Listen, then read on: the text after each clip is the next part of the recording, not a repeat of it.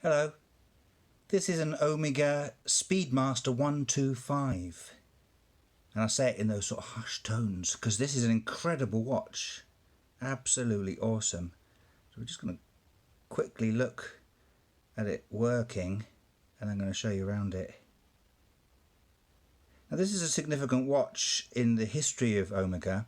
The 125 signifies 125 years since Omega was created, and this was their a celebratory watch, 125-year birthday watch, and boy oh boy did they put everything into this.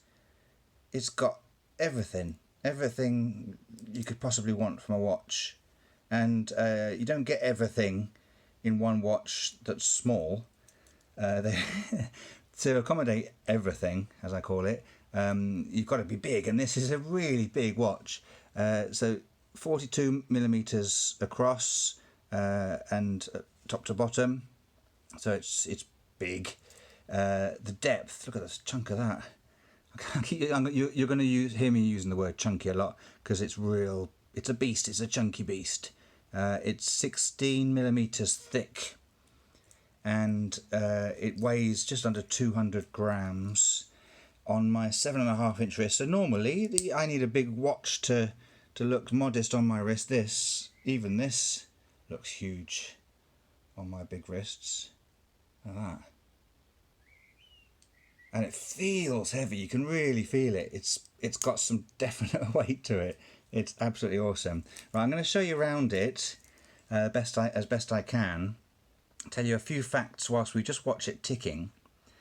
So this was launched in 1973, and it was to celebrate Omega's 125th birthday.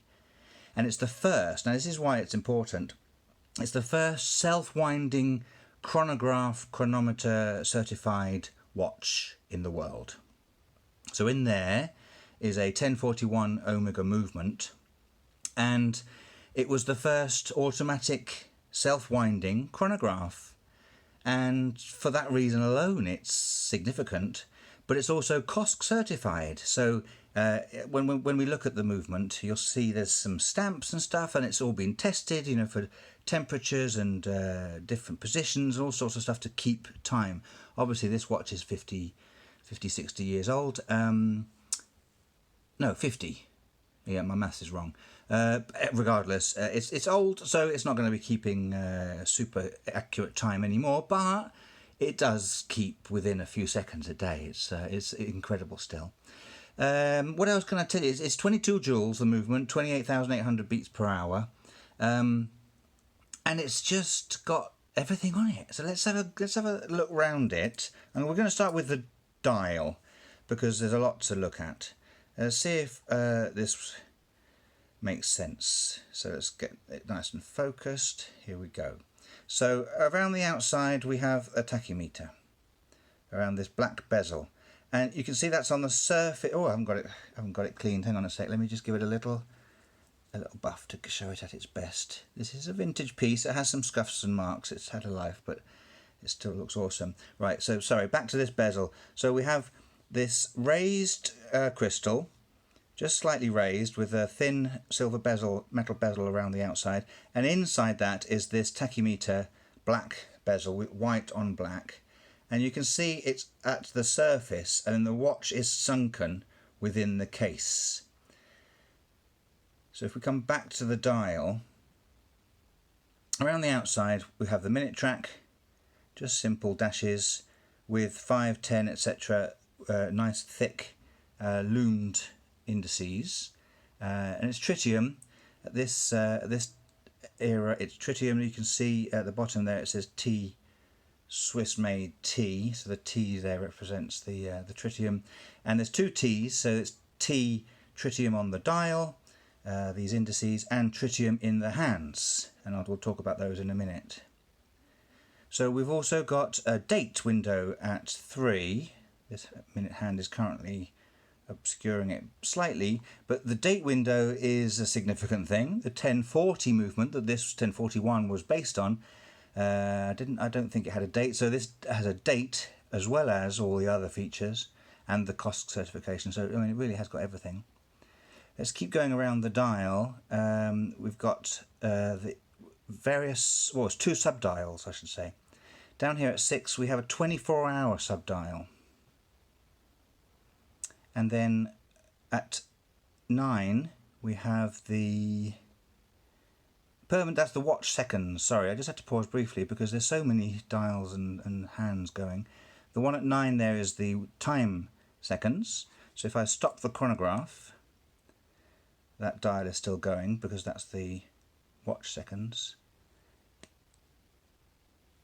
And the other hands, sorry, I'm pausing because it's very complicated. So this big hand that's sweeping round at the moment, that's the chronograph seconds. Then we have this one with a little plain airplane tip here, that's the chronograph minutes. And then the other 2 hands are hour and minutes, and they are what's called short loom format. Can you see the hour hand, for example, the loom is only just part of the hand, the rest of it is just plain white. That's called a short loom format.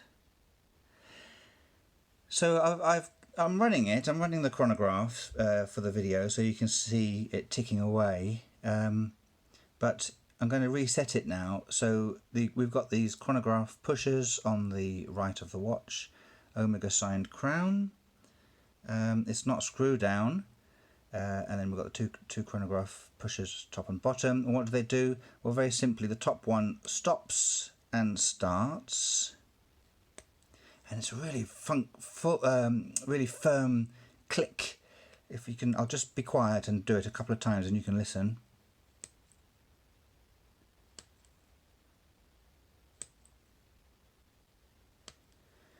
It's satisfying, it's reassuring, it's really good.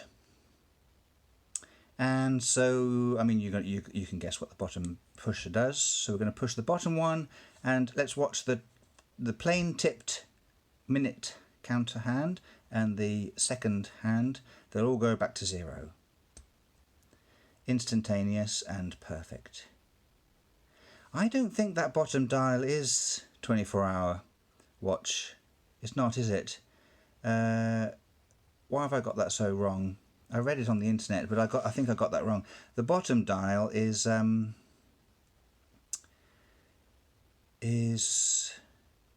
don't know what it is. I'm going to have to put that in the details once I've published the video. I need to look into that a bit more. Regardless, we've got all sorts of stuff going on. So we have how many dials and hands? Let's just get that moving slightly. So we've got the hour, the minute for the time, and then the seconds. So that's 3 hands. And then we've got chronograph seconds, so that's 4 hands. Chronograph minutes, that's 5 hands. And then down at the bottom, the 6th hand for the dial, which I can't quite figure out what it does. And then 2 subdials. Let's leave that ticking. Actually, I'll show you the crown in action. So let's pull the crown out. So that at the first click, it does the date. There we go. And at the second click, it sets the time. Normal sort of thing. It's really nice and smooth. It's got a really reassuring, solid feel to it. Then off it goes again. Let's leave it ticking. Right, that's the dial. Let's have a look at the case. So it's got this incredible brushed, chunky, angular but rounded, brushed and polished. It's just everything going on, but it works fantastically. I don't need to describe what you're seeing. It looks like something out of off the set of 2001 or something like that. It's got a real 70s vibe to it, but a quality that has endured because it's still super cool today and in great condition. Now this bracelet is an integrated bracelet. Can you see? Let's see if we can focus it. It's all joined in there, and it's all solid. Everything's incredibly well made and solid and sturdy. The clasp is where it starts to get just normal. It's thin metal, like they all are of that era, and it says in there stainless steel 1221 2-212 Omega stamp, so it's the, you know, it's the real deal, and it's got the Omega logo on the clasp, and it works well. It's a good design. You know, that's traditional and nothing unusual, but it's ever so slightly odd. It's really thin compared to everything else. However, that's what you'd normally get on a bracelet of this era. And it is fine. It's absolutely fantastic. And this clasp is great, and the logo is lovely and deep. And it's got a I don't know how to describe that bracelet, but it tapers fantastically. So let's just get the tapering measurements just out of interest. So it's starting at 22 millimeters, and it tapers all the way down to, what's that, 15? Yeah, 15 millimeters. So that's really nice. I wish more watches had that these days. It seems to be a feature of vintage watches. At the head, it's nice and solid and chunky and impressive, but under here where you can't see it so much, it's comfortable and it's thin. I think that's a very good design feature. Let's get back to the watch and the crown. Nothing remarkable. It's a traditional crown with some grooves there. It's got the little Omega logo. Now let's have a look at the case back. Now the case back, oh, it's difficult to get to. So I've pre-loosened this so we can have a quick look at stuff. So let's have a look at the movement actually, because that's always fun, isn't it? It's difficult to see with all the bracelet stuff, but here we go. So there is the movement. Ah, it's rather lovely. Now it's not gold, it's copper, or copper coated, I'm not sure. Omega Swiss. There's some tiny writing. Basically in there it says, you are a very fantastic person, and then it has your name, and it says why you are fantastic, and it says because you own this Omega watch. I'm kidding. It says lots of other stuff, but it's so tiny we can't see it. But it's oh shite, excuse the language, I've just lost the little ring that popped out. Let's have a look, see if we can see it. So I'm just going to have a look with my magnifying glass and I'll read it to you, okay? So it's got the serial number 22 joules. Oh man, it's very tiny. This is good video, isn't it? No, I can't read that, it's too tiny. I want to though. I'm really keen to see what it says. Unadjusted. Oh no, I'm gonna have to put that in the details as well, because it's just too small to see. There's this this ring. What does that do? Keeps everything in place. So that's the movement. Oh man, I've messed that up. In my mind, when I was going to show you the movement, it was going to be so sort of slick, and we were going to go ooh, ah, the beauty of it. But I really messed that up, didn't I? However, you've got to see it, so hopefully you'll forgive me my clumsiness. Okay, that's the movement. I'm going to put the watch to one side. We're just going to have a look at the case back. Inside, it's saying acier inoxydable, so stainless steel.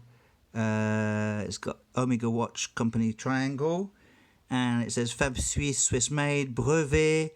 So it's got the trademarks and stuff, and so that's the inside. And a little gasket, so waterproof. I'm not sure that I would wear this in the water. Well, I definitely wouldn't, because it's not my watch. I've been lent it. The case back itself has the little seahorse logo, Omega logo underneath, and at the top, Speedmaster. Now this could say Seamaster. It's not unusual to see these with Seamaster, but the originals had Speedmaster because it is a Speedmaster. And that's it, nothing else. And it's deep, it's nice. This one's in great condition. Right, I'm going to put it all back together and just have a final look at the dial as I sign off. So let me apologise for any inaccuracies. Regular viewers will know I am not an expert in the slightest.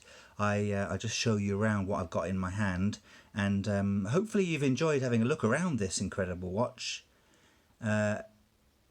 It's something else, isn't it? Really nice. Oh, I should have said it beats at 28,800. I did say that, 28,800 beats per hour, which is, I mean, it's important, but for a chronograph where the seconds hand is tiny, it doesn't make a huge amount of difference whether it's a high beat or not, because the smoothness of the second hand is not necessarily noticeable when the hand is so tiny. There may be other advantages to it being high beat, because 28,800 is pretty high. There we go. Right, I've waffled on a lot. I'd like to tell you that I do other reviews of watches, so have a look around my channel. There might be other watches there that you like the look of. I also do knives and EDC, so have a good look, see what takes your fancy. Please leave comments, be kind please, and like or subscribe, that would be fantastic. There we go, folks. Thanks very much for bearing with me. I hope you've enjoyed this rather shambolic little tour of the Omega Speedmaster 125. I think you'll probably agree it's a beast. It's a chunky beast.